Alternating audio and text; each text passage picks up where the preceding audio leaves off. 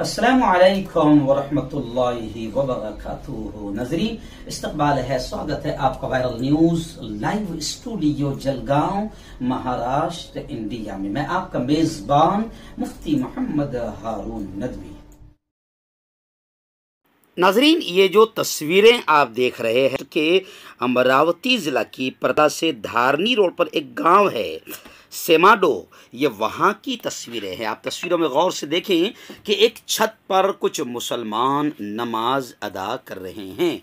जी हाँ, डायरेक्ट छत पर चढ़ गए हैं और नमाज अदा कर रहे हैं।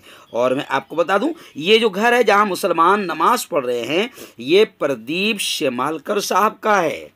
प्रदीप भाई का ये घर है और यहाँ मुसलमान चढ़ गए हैं, यहीं पर बाकायदा नमाज अदा कर रहे हैं। इन तस्वीरों ने जो है इस वक्त पूरे मुल्क में जो है हंगामा मचा दिया है। लेकिन हंगामा कौन सा?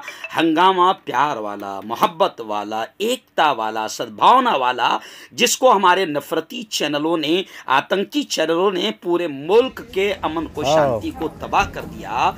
और हम अभी कुछ सालों से देख रहे हैं कि बाकायदा मस्जिदों में भी नमाज अदा करने पर पाबंदी लगाई जा रही है। मस्जिदों पर कई जगहों पर बिल्डोज़र चल रहा है और बाकायदा हिंदू मुस्लिम में नफरती पैदा करने के लिए घटिया और नीच किस्म की राजनीति की जा रही है। लेकिन यहाँ पर मैं आपको बता दूं कि अमरावती ज़िला के धारनी में आज के दिन, मंगल के दिन 23 मार्च मंगल को अमरावती ज़िला का मशवरा था। परतवाड़ा से धारनी रोड पर एक गांव पड़ता है सेमाडो।